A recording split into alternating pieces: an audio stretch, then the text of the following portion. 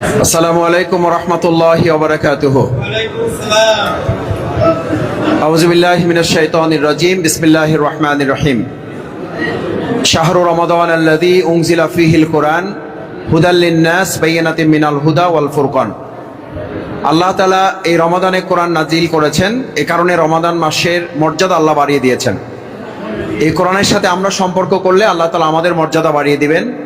এই কোরআনের সাথে এই সমাজ যদি সম্পর্ক করে, এই রাষ্ট্র যদি সম্পর্ক করে, এই একটা পরিবার যদি সম্পর্ক করে, তাহলে আল্লাহ পরিবার, সমাজ এবং রাষ্ট্রের মর্যাদাও বৃদ্ধি করে দিবেন।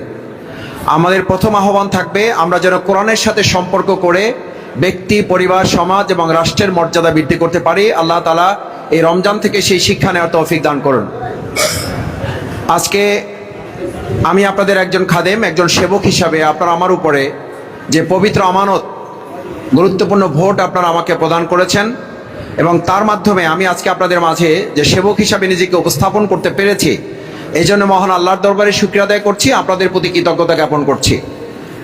আমার আজকের এই বাউফল উপজেলা স্বাস্থ্য কমপ্লেক্সের সম্মানিত দায়িত্বশীল কর্তা ব্যক্তিবৃন্দ, সম্মানিত চিকিৎসকবৃন্দ, জামাত ইসলামীর সম্মানিত নেতৃবৃন্দ, ইসলামী ছাত্র শিবিরের সম্মানিত নেতৃবৃন্দ এবং এখানকার হাসপাতালের সবচেয়ে নিবেদিত প্রাণ আমাদের সম্মানিত সেই সকল সেবক সেবিকাবৃন্দ যারা আমাদের পুরো বাউফলের 3.5 লক্ষ মানুষের মধ্যে যারা অসুস্থ হয়ে এখানে আসেন, তাদেরকে যারা সেবা দেন, আমরা তাদের প্রতি কৃতজ্ঞ। আমরা চিকিৎসকদের এবং যারা নার্স হিসাবে এখানে আছেন সম্মানিত, আমরা তাদেরকে অনুরোধ করতে চাই, আপনারা এখানকার এই হাসপাতালটাকে একটা পরিবার মনে করে, পরিবারের সদস্য মনে করে তাদেরকে আপনারা সেবা দানে নিজেদেরকে আত্মনিয়োগ করার ক্ষেত্রে আরও বেশি যত্নবান হলে আমাদের এই বাউফল উপকৃত হবে।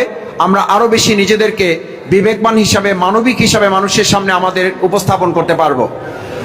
আপনারা জেনেছেন এখানে চিকিৎসকদের সংকট ছিল।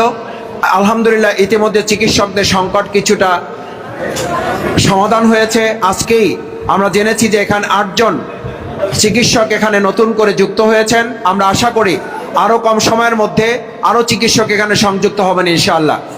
আমরা কথা দিয়েছিলাম আল্লাহ যদি আমাদের সুযোগ দেন তাহলে 56 শয্যা বিশিষ্ট হাসপাতাল, এটাকে দ্রুত আরও সুন্দর সুষ্ঠুভাবে পরিচালনা করা, চিকিৎসায় আরও আধুনিকায়ন করা এবং বিশেষ করে এখানে যে সমস্ত লজিস্টিক সাপোর্টগুলো দরকার, আজকে আপনারা দেখেছেন যে সকালবেলা আমি বাউফলে শপথ নিয়ে প্রথম এখানে আসার পর এই বাউফল হাসপাতালকে পরিচ্ছন্ন এবং পরিষ্কার, ক্লিন বাউফল ক্লিন হসপিটাল কর্মসূচি দিয়ে প্রথম আমার কাজ আমি শুরু করেছি। সুতরাং এই হাসপাতাল আমাদের অগ্রাধিকার ভিত্তিতে এটাকে আমরা সামনের দিকে এগিয়ে নিয়ে যাব।